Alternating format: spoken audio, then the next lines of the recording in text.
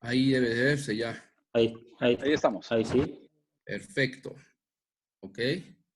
Muy bien. El día de hoy vamos a platicar sobre lo que son las discrepancias de las extremidades inferiores. Es un tema que a todo ortopedista pediatra nos debe de competir, porque es una de las causas por las cuales nuestros pacientes llegan al consultorio y esto en muchas ocasiones genera estrés a los padres. Darles la bienvenida desde la Ciudad de México. Este es nuestro hospital, el Hospital Star Médica Infantil Privado. Cordialmente invitados. Hoy en día estamos viendo esto. Antes podíamos estar haciendo este tipo de situaciones en los congresos, pero realmente todo esto ha cambiado a raíz del COVID y todos estamos ya trabajando desde la casa, tomando clases, videollamadas, telemedicina. Todo ha cambiado y nosotros tenemos que irnos adaptando a ello. Como generalidades hay que recordar que la mayoría de nosotros tenemos una discrepancia en las extremidades inferiores. El 50% de nosotros, si nos medimos, vamos a tenerlas. Aquí hay que hacer un hincapié importante. No todos los pacientes van a presentar claudicación. Solo aquellos pacientes que tengan más de 2 centímetros de diferencia lo van a llevar a cabo. Se han hecho varios estudios en los cuales se piensa que la discrepancia de miembros pélvicos puede condicionar algún tipo de sintomatología como sacroileitis, como dolor en las rodillas, etcétera, o por ahí se ha pensado que también puede generar, al final de cuentas, algún tipo de gonartrosis principalmente, pero no se ha llegado a tener una correlación en estudios ya a largo plazo. Lo que sí es un hecho es que cualquier discrepancia nos va a condicionar cierta situación con los padres. Etiológicamente vamos a tener las discrepancias de características congénitas, las que se adquieren durante el desarrollo o las de principalmente adquiridas. Dentro de las congénitas, las más comunes, la deficiencia focal proximal, femoral, las hemimelias peroneas, las hemimelias tibiales. Las que son asociadas a problemas neurológicos, como los pacientes con mielomeningocele, parálisis cerebral infantil, que es mucho más frecuente, neuropatías periféricas y en algunos casos poliomielitis también. Los que vemos con mayor frecuencia también son las traumáticas. Esto puede ser secundario a una fractura, en este caso, por ejemplo, una fractura de fémur, que nos puede generar un sobrecrecimiento directamente de la extremidad, y eso hay que tomarlo muy en cuenta. Y en algunos casos podemos tener también problemas como cierres fiscales o pseudoartrosis, en fin.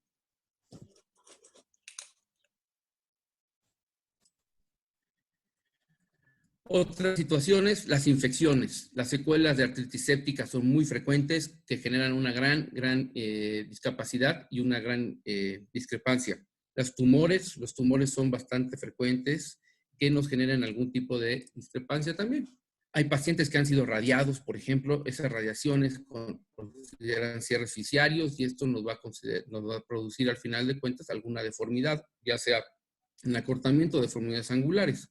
Otras que también pueden ser son la enfermedad de Blount, las tibias varas del adolescente, el Leckalve-Perthes, entre otras. Podemos tener crecimientos de una sola extremidad, a lo cual hablamos, pueden ser de características idiopáticas. Existen síndromes como el síndrome de Russell-Silver, que genera esta afectación. Otra causa muy frecuente, el pie equinovaro adductor unilateral y la pseudoartrosis congénita de tibia.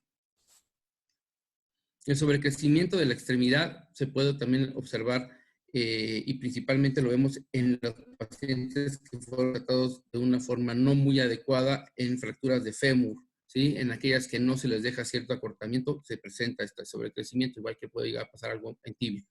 Existe también síndromes de sobrecrecimiento en tejidos blandos, el síndrome de Klippel-Trenaunay, que es característico con manchas violáceas en la piel, con hemangiomas, y son altamente deformantes, así como la neurofibromatosis, el síndrome de Proteus también, el síndrome de Beckwith-Wildenham, que es un síndrome interesante, ahorita voy a hacer un poco de comentarios al respecto, y la hipertrofia idiopática. Este síndrome, el Beckwith-Wildenham, es un síndrome muy interesante porque directamente es un problema sobre una lesión a nivel de cromosoma 11, cerca del locus que nos da el factor de insulina, de crecimiento insulínico. Los pacientes característicamente presentan una macroglosia, visceromegalias, onfalocele, y tienen una propensión a tumores embrionarios, por lo cual hay que tener un gran índice de sospecha en ellos. Idealmente en estos pacientes se le realizan ultrasonidos cada 6 meses para detectar este tipo de sobrecrecimientos. Y muchas veces a nosotros nos llegan por el problema de la hemipertrofia. Existen otras asociaciones también. ¿Qué es lo que pasa cuando nosotros tenemos una dismetría? Bueno, cuando tenemos una dismetría y no está balanceada, esta dismetría nos va a ocasionar una escoliosis compensatoria. El paciente puede cursar con lumbalgia, con ciatalgia, puede tener dolor excesivo a nivel de la cadera, por secundario al estrés, fracturas, lógicamente, esa fascitis plantar también y dolor en la patela. Si se dan cuenta, cualquier imbalance que podamos llegar a presentar con esa extremidad afecta más arriba y a cualquier otra articulación. ¿Cómo debemos de llevar a cabo la exploración física? Hay que recordar que al paciente lo debemos de desnudar por completo. Vamos a checar su marcha, lo hacemos caminar de ida, lo hacemos caminar de vuelta, lo hacemos correr de frente, lo hacemos correr de vuelta, lo vemos de lado. Si se puede tomar video, mejor tomando video porque tenemos chance de checar alguna otra alteración en esa marcha. Vamos a hacer las mediciones de los miembros pélvicos y vamos a hacer la compensación con las alzas. ¿Cómo llevamos a cabo esto? Bueno, entonces vamos a ver lo que normalmente observamos es el paciente clásico, es un paciente que tiene una hemiparesia espástica. Es importante ver cómo va el paciente caminando. Lo vemos de ida, lo vemos de vuelta, cómo se encuentran las caderas con cierta aducción, flexión, esa contractura que se observa en la rodilla. Y todo esto hay que tomarlo en cuenta. Vean la marcha en equino del lado izquierdo de nuestro paciente, para poder nosotros darle el mejor manejo a esta situación, ¿no? Entonces pasamos al paciente directamente sin ropa, lo ponemos completamente dándonos la espalda y vamos a valorar cómo se encuentra ese balance pélvico. Si la pelvis se encuentra desbalanceada, pues podemos utilizar entonces nuestros aumentos para checar en qué momento ese desbalance de la pelvis puede mejorar. Hacemos las mediciones van a hacerlas del punto, pueden ser de reales o puede ser directamente con el punto aparente. En este caso estamos viendo cómo lo hacemos desde el punto aparente a nivel de la cicatriz umbilical hasta el malleolo peroneo, hasta el malleolo tibial, perdón, y lo corregimos contra el lado contrario. En ocasiones es un poquito difícil porque una de las piernas puede estar un poquito flexionada, extendida, es algo complejo, ¿no? Pero nos funciona bastante bien. Existe la técnica de Smith. Esta técnica de Smith, lo que vamos a hacer es colocando al paciente en la mesa de exploración supino, vamos a flexionar las caderas y las rodillas a 90-90 y vamos a colocar unas tablitas para ver cómo se compensa esto. Y en base a eso podemos hacer la elevación, en este caso, si ven la imagen, la imagen del lado izquierdo, ya compensada, cómo se perdería si yo le levanto directamente con un bloque a nivel del glúteo. Esta técnica, ya haciéndola al momento de la práctica clínica, a veces no es tan fácil y el paciente no coopera mucho. Es más fácil que usemos la técnica de los bloques. Y esta es maravillosa porque nosotros colocamos el bloque de lo que sabemos que tiene de diferencia y podemos ir compensando hasta que lleguemos a ubicar la adecuada alineación de los pliegues, principalmente los pliegues popliteos.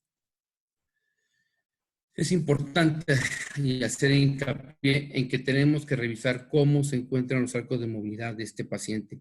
Si los arcos de movilidad están restringidos, puede ser una de las causas por las cuales el paciente pueda estar teniendo cierta limitación para la marcha y claudicación. Hay que checarlo en posición de descanso, checamos la estabilidad de las articulaciones. Muchas veces hay pacientes, sobre todo los congénitos, que tienen alteraciones en rodillas, son inestables, caderas también, o los mismos tobillos, como las hemimelias fibulares. Existen también asociadas algunas deformidades angulares. Hay que valorar también la cuestión vascular y los tejidos blandos de estos pacientes.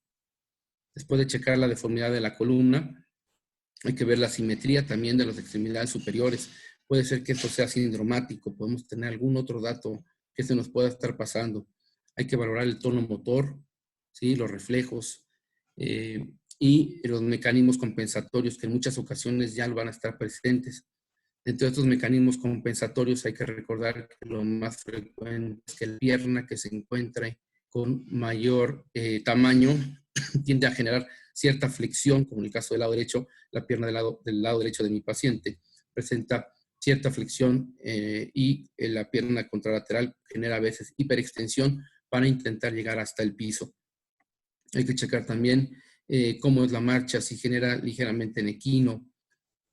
Todos estos son detalles que debemos estarlos contemplando al momento de la revisión. Ahora, pasando al manejo directamente radiográfico de ellos, el abordaje es el siguiente. Hay que recordar que la mejor forma de valorarlo siempre va a ser con un eje mecánico, y este eje mecánico lo vamos a obtener mediante una ortorradiografía para poder valorar la longitud y el alineamiento de la extremidad. Nosotros no utilizamos escanometrías para medir esto porque no nos sirve para nada, y la tomografía longitudinal nos llega a servir principalmente en pacientes, por ejemplo, que quieren hacer la medición pero traen un fijador o cosas de este tipo. Esta es la escanometría, que no va a parar mucho en ellos. Si se dan cuenta, son 3 focos y nada más lo hacen para medición. No nos sirve para ver eje mecánico, no nos sirve para ver nada más. La teleradiografía tiene mayor posibilidad de magnificación y es mucho más compleja y se necesita un chasis muy, muy grande, cosa que hoy en día ya no existen chasis grandes. ¿Cómo llevamos a cabo esto? Lo llevamos a cabo mediante la ortorradiografía. En esta ortorradiografía, hacemos la medición directamente de la porción proximal, media y distal, y luego se une todo esto. Ahora bien, hoy en día la ventaja con esta ortorradiografía es que lo pueden hacer en unos sistemas que se puede hacer con menos radiación y es mucho más fácil de medir. Ya no necesitamos tener placas enormes para poderlo llevar a cabo. Con respecto a la tomografía axial, como les decía, también tenemos la posibilidad de utilizarla. Hacemos menos radiación, menos susceptibilidad para error, y es ideal cuando tenemos pacientes con fijación externa o que tienen cierto grado de contractura. Ustedes sabrán, en algunos lugares se tiene, acá en México ya se cuenta con el sistema EOS. Este sistema es un sistema que nos permite hacer escanometría de todo el cuerpo, si lo que requerimos de esta forma, así como ven esta imagen del lado izquierdo. Nos va a dar la posibilidad de hacer una comparación mucho mejor entre las dos extremidades, menos exposición de radiación, y las imágenes nos permiten ver también datos de torsión. Por ejemplo, en esta imagen se pueden dar cuenta el pie del lado derecho del paciente, que es este lado, está viendo hacia el frente, y estamos observando francamente una torsión de tibia también en la porción distal con el pie hacia adentro. Es lo que comentaba hace rato. Ya hoy en día nuestros sistemas ya son de tipo PACS. El sistema PACS nos permite tener en una imagen en radiografía. A veces nos la dan impresa. Lo ideal es que te la den en la computadora para tú poder hacer las mediciones. Es mucho más fácil con el mismo sistema del PACS. Ya no necesitamos algún sistema externo para hacer las mediciones. Lógicamente, en algunos lugares se siguen utilizando las ortoradiografías como las ven de este lado. Creo que todos empezamos midiendo una ortoradiografía en una pantalla extremadamente grande. Hoy en día ya no tienes ni dónde poner las pantallas porque es bastante complejo, ¿no? Es importante siempre contemplar 2 planos de esta extremidad. Tenemos un acortamiento por una hemimelia, Calamity tipo 2, donde ya no tenemos peroné, se le hizo un super ankle, y ustedes se pueden dar cuenta que aún así tenemos cierta discrepancia. Claro, está todavía muy corto la tibia, ¿no? Y la cadera está generando cierto valgo para intentar compensar ese gran problema. Pero bien, hay que tomarlo en cuenta. Siempre tomen las dos, en AP y en lateral, los 2 planos. Es importante. La decisión clínica, bueno, la decisión clínica de la dismetría va dependiendo del momento de la maduración del paciente, depende de la edad de ese paciente. Sabemos que en menores de 2 centímetros la ortesis es una muy buena opción. En aquellos que tienen 2 a 5 centímetros podemos hacer algún tipo de acortamiento o epifisiodesis. De 6 a 19 estamos ya pensando directamente en un alargamiento más un acortamiento contralateral o una epifisiodesis. Y en mayores de 20 centímetros se piensa en la ablación.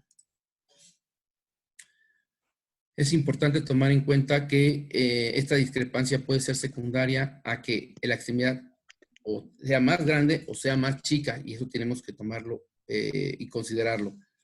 Entonces debemos de checar cómo se encuentra, si se encuentra un equino en la contractura, y es básico porque hay momentos en los que necesitamos necesitamos realizar alargamientos y al hacer el alargamiento esas deformidades pueden hacerse mucho más No evidentes sé qué es, pero lo quiero. Lo quiero. y se tienen que tratar.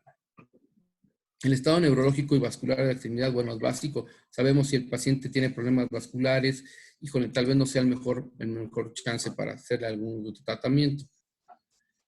Esto aquí todo el mundo en algún momento, y pues sobre todo cuando empezamos a hacer cuestiones de correcciones en alargamientos, etcétera, nos basamos en estas tablas. Estas tablas, lo que nosotros veíamos en el método aritmético era saber cuál era la talla final de este paciente y de cuánto estábamos hablando de la dimetría al final de su crecimiento.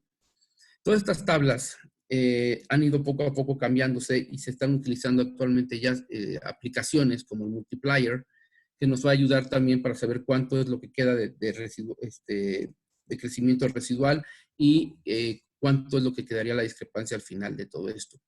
Se han hecho estudios. Sanders tiene otro sistema que lo compara contra multipliers. Y en estos casos se ha visto que es un poquito más exacto que el mismo multiplier. Ahora bien, ¿cuáles son los patrones de crecimiento de esta extremidad? ¿Cómo se dan a cabo? Bueno, tenemos, según Shapiro, tenemos 5 tipos de patrones. El primer patrón es el patrón normal, que pueden ver es la A. El crecimiento es sostenido, constante y va todo el tiempo hacia arriba. El patrón de curva de crecimiento y luego una curva de desaceleración es del tipo 2.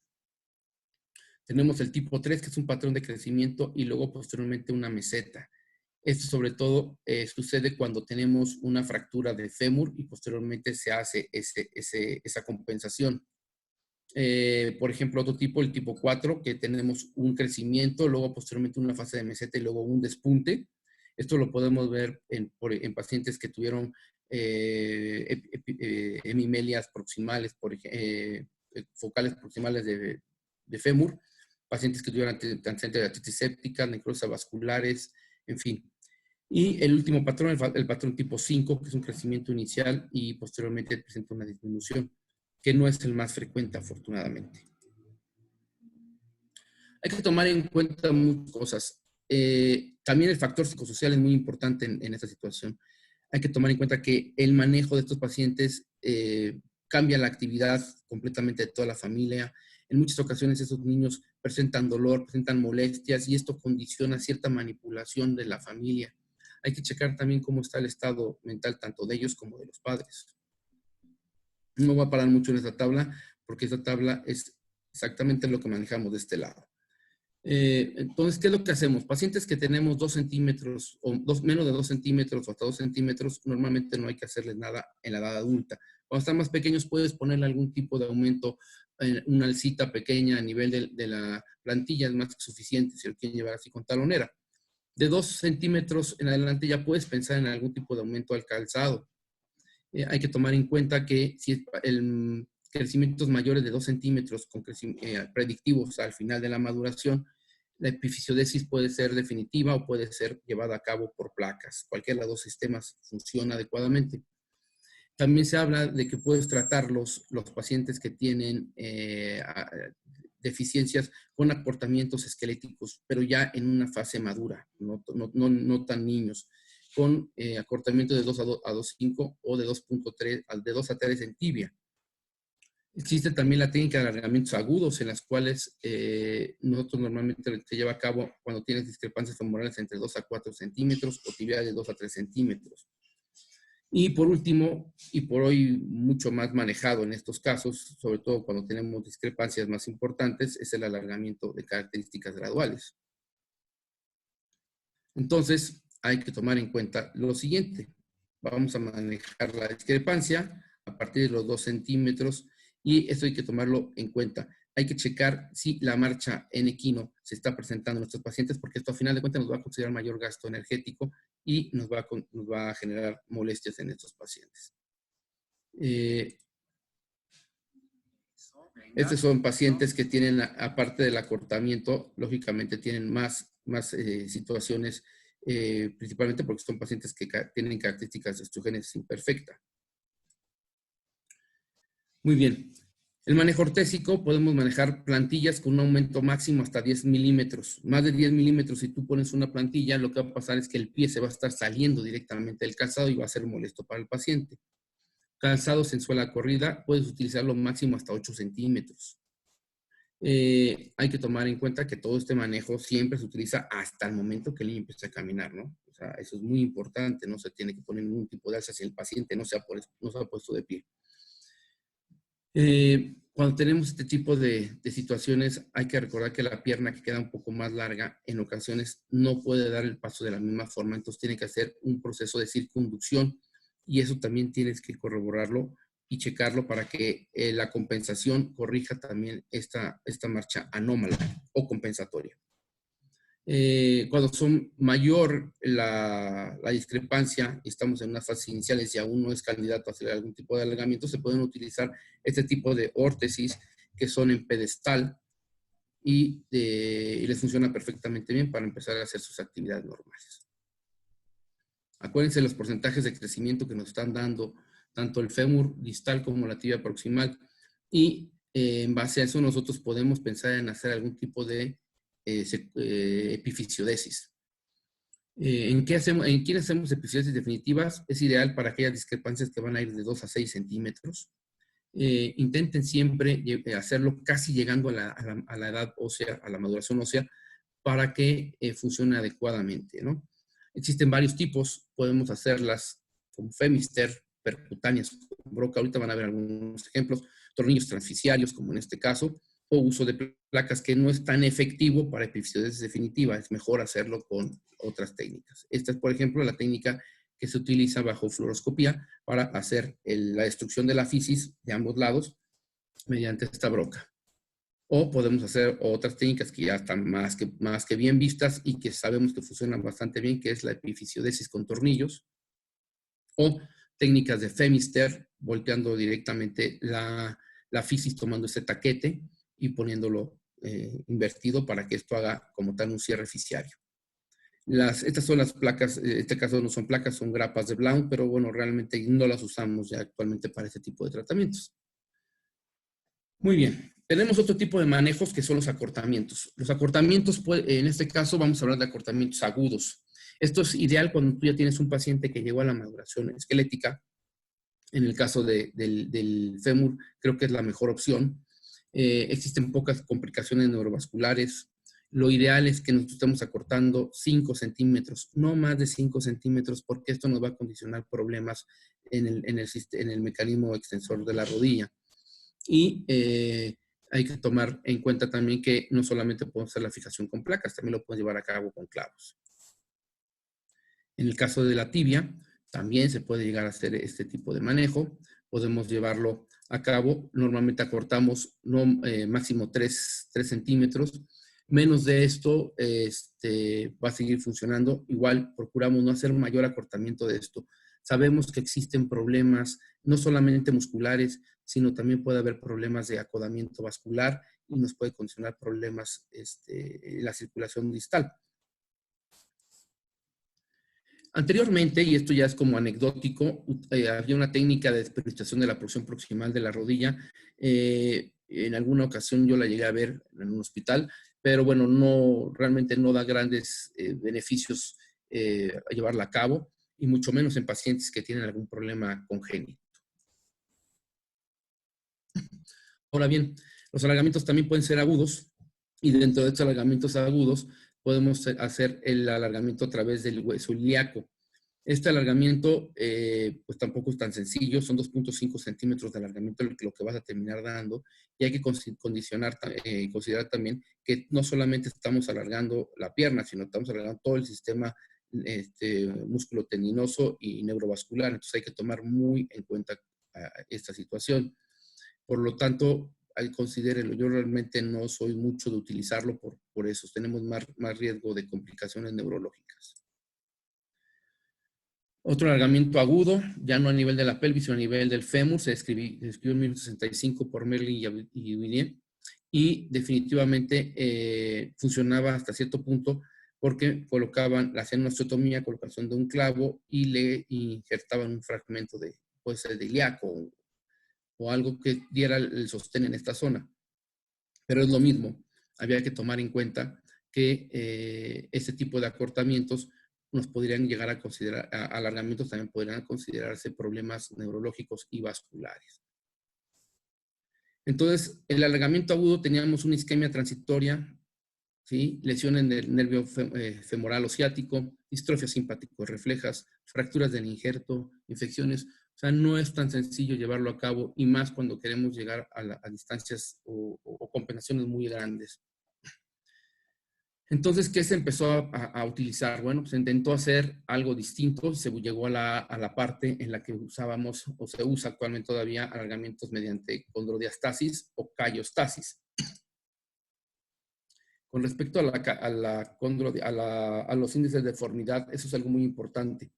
Nosotros hay que tomar en cuenta que estos pacientes, cuando yo quiero llevarles a algún tipo de alargamiento o algún tipo de tratamiento, debemos de tomar en cuenta los siguientes puntos. Este índice, como tal de deformidad, nos va a funcionar muy bien para saber qué tan compleja va a ser nuestro alargamiento y si el paciente sería o no el mejor candidato para llevarlo a cabo. Vemos qué tanto número de deformidad tenemos, qué discrepancia vamos a tener estimada la maduración ósea, los factores de riesgo que ahorita lo vamos a ver, esa cobertura cutánea cómo se encuentra, si existen deformidades angulares, si la calidad ósea es adecuada o definitivamente existe una infección asociada y cómo se encuentran los arcos de movilidad. Esta es la tabla y nos vamos a ver directamente al score. Y aquí en el score es donde nosotros vamos a tomar en cuenta si no tenemos alguna complicación, sería prácticamente normal. Si tenemos mínimas complejidades de 1 a 5, complejidades moderadas, sustancialmente complejas o altamente complejas. Y esto nos va a ayudar a tomar la decisión si es el candidato más idóneo a hacerle ese alargamiento. Pero no solamente esto, hay que recordar que los alargamientos no solamente nos va a condicionar un problema a nivel de la pierna, sino que tenemos que tomar en cuenta la situación psicológica y el estrés psicológico que esto nos va a condicionar en nuestros pacientes. Entonces, hay que tomar en cuenta el tiempo que va a tener que utilizar el fijador, cuánto es lo que vamos a alargar, qué tanto dolor vamos a generar al momento de hacer estos alargamientos, si generamos problemas a final de cuentas también para dormir o para bajar de peso porque disminuye su actividad lógicamente. Y todo esto tiene que ser de la mano del equipo de psicología y psicología clínica y especialmente el que está encaminado a la parte de reconstrucción. Hay que seleccionar perfectamente bien al paciente para tener los mejores resultados. Ahora bien, los alargamientos transficiarios. Dentro de los alargamientos transficiarios vamos a tener que es una distracción que se va a hacer a nivel de la fisis, ¿sí? Esta distracción nos va a permitir generar una formación, no de huesos, sino es la misma fisis la que va a ir creciendo. Ya se habían observado anteriormente este tipo de alargamientos. El doctor de Bastiani había colocado fijaciones, como lo están viendo aquí ustedes, y de alguna forma podíamos hacer un alargamiento de 0.5 por día. Sin generar una separación física real de la fisis. Pero, y podíamos hasta cierto punto corregir algún tipo de cora que se encuentre interarticular o cercano a la articulación, con menos riesgo de deformidades.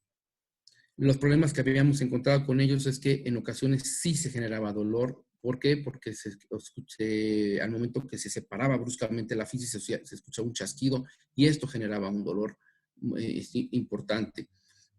Sin embargo, bueno, habrá quien todavía hasta la fecha lo siga utilizando con buenos resultados. Hay que tomar en cuenta también que lo que nosotros encontramos con este tipo de fijaciones, que los pines a veces se podían lisar fácilmente, que tenemos una fisis pequeña para colocación de suficiente cantidad de pines para ello, un pin que esté muy pegado a esa zona, si se infecta puede llegar a condicionar una artritis séptica, que puede ser raro, pero está descrito, y puede observarse algún tipo de cierre fisiario post-alargamiento, o que esa fisis posteriormente no crezca de la misma forma. Ahora bien, ¿qué es lo que tenemos entonces? Tenemos el plan B, que en este caso es la callostasis.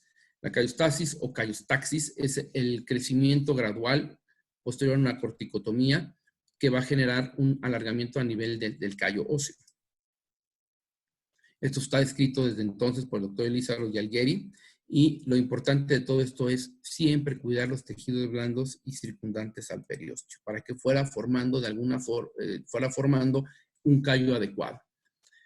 ¿Qué es lo que decía el doctor Elizardo? Que decía pues, que tenemos un efecto de tensión-tensión y esto nos va a generar cierta crecimiento de tejidos blandos y no solamente del hueso. Si nosotros hacemos esta distracción gradualmente, vamos a poder estimular el crecimiento óseo y de alguna forma los vasos, los músculos, todo esto va a ir creciendo progresivamente. Otro punto importante era la corticotomía. La corticotomía se debe de hacer de baja energía, de baja velocidad. No debes de calentar ese hueso. Si lo calientas, estás matando al osteocito. Entonces, ¿cómo lo hacían? Y Lizardo en este caso lo hacía mediante un osteotomo y posteriormente lo hacía con una osteoclasia cerrada. Y el doctor de Bastiani hacía perforaciones con una broca y posteriormente pasaba directamente el punzón. En el caso del doctor, hay quienes utilizan la sierra de Gigli, también es una muy buena opción para llevar a cabo estas osteotomías. Ahora, hay que recordar que después de esta osteotomía, nosotros tenemos que tener un periodo de latencia que es variable, que puede ser de 3 a 5 días. Después de ese tiempo empezamos a tener la distracción gradual, aproximadamente 1 milímetro por día hasta llegar a la meta. Y de ahí viene un periodo de neutralización en el cual ya no damos distracción, tenemos la extremidad bajo esa, manteniendo la distancia con el fijador, y posteriormente podemos llegar a dinamizar el callo óseo mediante algunos sistemas. Tiene la posibilidad del muelleo de unos cuantos milímetros, y eso hace que el callo óseo vaya agarrando mayor resistencia, cosa que con algunos fijadores circulares no se puede llegar a hacer. Ya existen en el mercado algunos que sí lo pueden, tenemos esa opción. Y posteriormente podemos retirar al final de cuentas todo el fijador o hacer la conversión, si no nos queremos esperar hasta que termine la osificación por completo, y hacer una conversión a una placa. Este tipo de alargamientos también se pueden hacer transclavo y también dan muy buenos resultados. Nada más hay que escoger perfectamente bien al paciente, porque tenemos que estar ya casi llegando al final de la edad de crecimiento de ellos, ¿no? Hay que recordar que el hueso que se forma a nivel del callo es un hueso que va a simular como tal una fisis, ¿sí? Y se va a encontrar también una osificación intramembranosa, lo cual nos va a generar al final de cuentas un mejor callo al final del día. Ya consolidado esto, bueno, tenemos este periodo. ¿Cuándo retiramos el fijador o en qué momento quitamos ya el fijador? Se dice que existe un índice de curación. Nosotros manejamos 30 días por cada centímetro alargado. Hay quien menciona 2 veces más del tiempo que duró la distracción. Cualquiera de las dos formas puede funcionar adecuadamente, ¿no? Y algo que es muy importante y la gran ventaja de esto es que el hueso que se generó en el alargamiento va a ser susceptible en algún momento si requieres algún tipo de alargamiento posteriormente. Eso es bastante bueno. Pero hay que tomar factores en cuenta muy importantes. La edad del paciente, la ubicación de la osteotomía es muy importante, los abordajes quirúrgicos. Es mejor, recuerden, osteotomías más cercanas a la metáfisis se consolidan mucho mejor que las diaficiarias. Hay que recordar que la tibia proximal cura mucho mejor que la tibia distal y que hay que tomar también en cuenta que el lado del abordaje quirúrgico tiende a curarse más lentamente que las superficies no expuestas. Eso, todos son detalles que uno debe de contemplar. Pero como sabemos, no todo en el alargamiento es hueso. Tenemos los músculos, los nervios y el cartílago que tiene que ser alargado también. Y se ha visto que los alargamientos como tal sí generan alteración con daño temporal a nivel de los músculos. Si el músculo estaba denervado, pues esto está peor. La disminución moderada y marcada de los reflejos está presente hasta en un 15%. El flujo sanguíneo sí está disminuido del lado de donde se encuentra el alargamiento, claro está. Y es importante tomar en cuenta que cualquier alargamiento en proporción de 15 a 20% puede ser lo máximo tolerable para un músculo sin que llegamos a tener algún tipo de complicación con ello. Los nervios periféricos igual, de la misma forma, se han visto de alguna forma dentro de los alargamientos alguna desmineralización o daño axial. Nosotros normalmente cuando estamos teniendo algún cambio clínico, no hacemos electromiografías ni nada, estamos teniendo algún cambio clínico pensando en que puede ser un atrapamiento de los nervios peroneos, hacemos la liberación de los nervios peroneos para poder continuar con el alargamiento. Esto es mucho más frecuente en pierna. Y también se puede llegar a ver en pacientes en los que estás haciendo a doble foco, ¿no? La articulación, claro, la articulación también se ve afectada. Lo ideal es que esa articulación idealmente pueda llegar a ser puenteada, si es que se requiere. Y esto va a generar menos afección. Y recuerden que cualquier aparato que nos suponemos, ya sea circular o monolateral, necesitamos darle fisioterapia. Es más frecuente ver problemas de movilidad con aparatos circulares que con monolaterales. Hoy en día ya tenemos sistemas, desde ya hace mucho tiempo, en el 2001 salió este primer clavo, un clavo distractor ISKD, que funcionaba adecuadamente, pero esto es ideal para pacientes que ya prácticamente tienen la fisis cerrada, ¿no? Y hoy en día, pues ya sabemos todos nosotros que el manejo actual es ideal para alargamientos, sobre todo en paciente ya con fisis cerradas, pues es directamente un clavo con crecimiento magnético, como el Precise. Complicaciones, claro, siempre vamos a tener complicaciones. Los métodos modernos de criostasis nos han reducido esta tasa de complicaciones, sin embargo, siempre van a estar presentes. Y los procedimientos de alargamiento todavía, aún así, tienen un alto rasgo de complicación. Entonces, aquí lo importante es que el cirujano que haga los alargamientos tiene que estar familiarizado con dichas complicaciones. Hay que recordar que existen diferentes variables de la complicación y aquí, por ejemplo, el doctor Paley no habla de complicación directamente, sino habla de eventos o problemas, los cuales de alguna forma no requieren ningún tratamiento para resolverlo. Un obstáculo que va a requerir algún tratamiento sin dejar ningún tipo de secuela, y una complicación ya como tal son aquellas lesiones transoperatorias o cualquiera que va a quedar de forma permanente. Por lo tanto, todas estas son las complicaciones de nuestros alargamientos. Tenemos problemas vasculares, infecciosos, fracturas de callo, deformidades residuales, aflojamiento de material, en fin. Todos estos problemas podemos llevarnos acá a observar. Entonces, aquí lo más importante de esto es que sepas cómo vas a resolverlos. El factor crítico y más importante de todo esto es disminuir la lesión de los tejidos blandos a lo más que se pueda, ¿sí? Y que tu tracción del callo óseo vaya siendo progresiva con una latencia apropiada. Decían por ahí, los tips del maestro eran: mantener la calidad ósea va a depender siempre de la edad del paciente, la rigidez de la fijación externa que tú tengas, el cuidado de los tejidos blandos, la osteotomía de baja velocidad, localizaciones de la osteotomía, la velocidad de distracción y el periodo de latencia que sea siempre adecuado. En resumen, vamos a terminar diciendo que estas dismetrías son causadas por diversas razones o afectaciones. Y como tal, hay que tomar en cuenta que en ocasiones el principal problema va a ser dolor en estos pacientes y molestia en parte de los padres por ver claudicar a su hijo.